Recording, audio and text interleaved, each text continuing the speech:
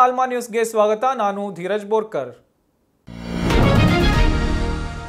ಚನ್ನಪಟ್ಟಣ ಉಪಚುನಾವಣಾ ಕಣ ದಿನದಿಂದ ದಿನಕ್ಕೆ ರಂಗೇರುತ್ತಿದೆ. ಚನ್ನಪಟ್ಟಣದಲ್ಲಿ ನಾನೇ ಮೈತ್ರಿ ಅಭ್ಯರ್ಥಿ ಎಂದು ಸಿಪಿ ಯೋಗೇಶ್ವರ್ ಹೇಳಿಕೊಂಡಿದ್ದರು. ಆದರೆ ಸಿಪಿ ಯೋಗೇಶ್ವರ್ಗೆ ಟಿಕೆಟ್ ನೀಡುವುದಕ್ಕೆ ಜೆಡಿಎಸ್ನಲ್ಲಿ ಒಮ್ಮತ ಮೂಡಿಲ್ಲ. ಜೆಡಿಎಸ್ಗೆ ಚನ್ನಪಟ್ಟಣದಲ್ಲಿ ಸಾಂಪ್ರದಾಯಿಕ ಮತಗಳಿವೆ ಅಂತ ನಿಖಿಲ್ ಕುಮಾರಸ್ವಾಮಿ ಹೇಳಿರುವುದರಿಂದ ಚನ್ನಪಟ್ಟಣವನ್ನು ಬಿಜೆಪಿಗೆ ಬಿಟ್ಟುಕೊಡಲು ಹಿಂದೇಟು ಹಾಕುತ್ತಿದ್ದಾರೆ ಎನ್ನುವ ಚರ್ಚೆ ಎದುರಾಗಿದೆ. ಜನಾಭಿಪ್ರಾಯವನ್ನು ಕ್ರೋಢೀಕರಿಸಿ ಟಿಕೆಟ್ ಘೋಷಣೆ ಮಾಡಲಾಗುತ್ತೆ. ಎನ್ಡಿಎ ಮೈತ್ರಿ ಅಭ್ಯರ್ಥಿ ಆಗಿರೋದ್ರಿಂದ ನಾನಾಗಲಿ ಕುಮಾರಸ್ವಾಮಿ ಅವರಾಗಲಿ ಅಭ್ಯರ್ಥಿಯನ್ನು ಘೋಷಣೆ ಮಾಡಲು ಸಾಧ್ಯವಿಲ್ಲ ಎಂದು ನಿಖಿಲ್ ಕುಮಾರಸ್ವಾಮಿ ಹೇಳಿದ್ದಾರೆ. ಈ ಮೂಲಕ ಚನ್ನಪಟ್ಟಣವನ್ನು ಬಿಜೆಪಿಗೆ ಬಿಟ್ಟುಕೊಡಲು ಜೆಡಿಎಸ್ ಮೀನಾಮೇಷ ಎಣಿಸುತ್ತಿದೆ. ವಾಲ್ಮೀಕಿ ನಿಗಮದ 187 ಕೋಟಿ ಹಗರಣ ಇಡೀ ಕಾಂಗ್ರೆಸ್ ಸರ್ಕಾರವನ್ನು ಅಲುಗಾಡಿಸುತ್ತಿದೆ. ಎಸ್ಐಟಿ ಮೂಲಕ ಕಾನೂನಿನಿಂದ ಬಚಾವಾಗುವ ಕಾಂಗ್ರೆಸ್ಸಿಗರ ಲೆಕ್ಕಾಚಾರವನ್ನು ಜಾರಿ ನಿರ್ದೇಶನಾಲಯ ತಲೆಕೆಳಗು ಮಾಡಿದೆ.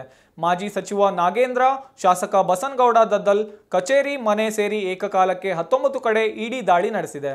ವಾಲ್ಮೀಕಿ ನಿಗಮದ ಹಗರಣದಲ್ಲಿ ಎಸ್ಐಟಿ ತನಿಖೆ ವೇಳೆ ಹವಾಲಾ ದಂಧೆ ಬಯಲಾಗಿತ್ತು. ಆದ್ದರಿಂದ ಇಡಿ ಎಂಟ್ರಿ ಆಗಿದೆ. ಸಿಆರ್ಪಿಎಫ್ ಭದ್ರತೆಯೊಂದಿಗೆ ಇಡಿ ಅಧಿಕಾರಿಗಳು ಮಾಜಿ ಸಚಿವ ನಾಗೇಂದ್ರ ಮನೆ ಮೇಲೆ ದಾಳಿ ನಡೆಸಿದ್ದಾರೆ.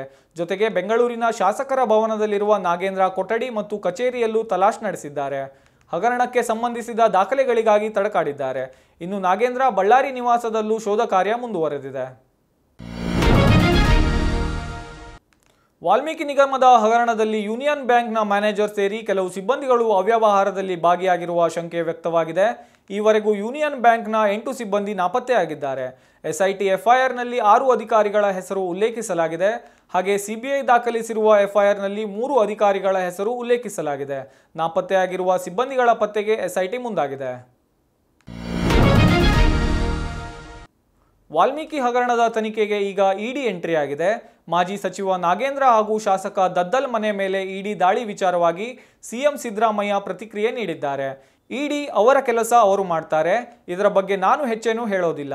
ದಾಳಿ ಮಾಡಲಿ, ನಾವು ಅದರ ಬಗ್ಗೆ ತಲೆ ಕೆಡಿಸ್ಕೊಳ್ಳೋದಿಲ್ಲ ಎಂದು ಮೈಸೂರಿನಲ್ಲಿ ಸಿಎಂ ಸಿದ್ದರಾಮಯ್ಯ ಹೇಳಿದ್ದಾರೆ. ಈ ಕುರಿತಂತೆ ಪ್ರತಿಕ್ರಿಯೆ ನೀಡಿದ ಗೃಹ ಸಚಿವ ಜಿ ಪರಮೇಶ್ವರ್, ಇಡಿಯವರಾಗಲಿ ಸಿಬಿಐನವರಾಗಲಿ ರಾಜ್ಯದ ವ್ಯಾಪ್ತಿಗೆ ಒಳಪಡಲ್ಲ. ಯಾವ ಆಧಾರದ ಮೇಲೆ ದಾಳಿ ಮಾಡಿದ್ದಾರೆ ಎಂಬ ವಿಷಯ ನಮಗೆ ಅರಿವಿಗಿಲ್ಲ. ದಾಳಿ ನಡೆದ ತಕ್ಷಣ ಅವರನ್ನು ತಪ್ಪಿತಸ್ಥರು ಎಂದು ಹೇಳಲು ಸಾಧ್ಯವಿಲ್ಲ. ಈ ಕುರಿತು ತನಿಖೆ ನಡೆಸಲಿ ಎಂದು ಹೇಳಿದ್ದಾರೆ. ಮೈಸೂರು ಮೂಡಾದಲ್ಲಿ ನಡೆದ ಅಕ್ರಮದ ಬಗ್ಗೆ ಪ್ರತಿಕ್ರಿಯೆ ನೀಡಿದ ಬಿಜೆಪಿ ರಾಜ್ಯಾಧ್ಯಕ್ಷ ಬಿವೈ ವಿಜಯೇಂದ್ರ, ಮೂಡಾದಲ್ಲಿ ಬೇಕಾಬಿಟ್ಟಿಯಾಗಿ ಸೈಟ್ ಹಂಚಿಕೆ ಮಾಡಲಾಗಿತ್ತು. ಅಕ್ರಮವಾಗಿ ಸಿಎಂ ಪತ್ನಿಗೆ ನಿವೇಶನ ನೀಡಲಾಗಿದೆ. 4-5 ಸಾವಿರ ಕೋಟಿಗೂ ಹೆಚ್ಚಿನ ಮೌಲ್ಯದ ಸೈಟ್ ಅನ್ನು ಹಂಚಿದ್ದಾರೆ. ಈ ಹಗರಣವನ್ನು ಗಂಭೀರವಾಗಿ ಪರಿಗಣಿಸಿ ಬಿಜೆಪಿಯಿಂದ ಇದರ ವಿರುದ್ಧವಾಗಿ ಪ್ರತಿಭಟನೆ ನಡೆಸುತ್ತೇವೆ. ಮೈಸೂರಿನಲ್ಲಿ ನಾಳೆ ಪ್ರತಿಭಟನಾ ಸಭೆ ನಡೆಸಲಿದ್ದೇವೆ. ಬಡವರಿಗೆ ಮೀಸಲಿಟ್ಟ ಸೈಟ್ ಅನ್ನು ಬಡವರಿಗೆ ಹಂಚಬೇಕು. ನೀವು ಪ್ರಾಮಾಣಿಕರಾಗಿದ್ದರೆ ಪ್ರಕರಣವನ್ನು ಸಿಬಿಐಗೆ ನೀಡಿ ಅಂತ ಸಿಎಂಗೆ ಬಿಜೆಪಿ ರಾಜ್ಯಾಧ್ಯಕ್ಷ ವಿಜಯೇಂದ್ರ ಸವಾಲ್ ಹಾಕಿದ್ದಾರೆ. ಇದಿಷ್ಟು ಈ ಹೊತ್ತಿನ ಸುದ್ದಿ. ಇನ್ನಷ್ಟು ಸುದ್ದಿಗಾಗಿ ನೋಡ್ತಾ ಇರಿ ಆಲ್ಮಾ ನ್ಯೂಸ್.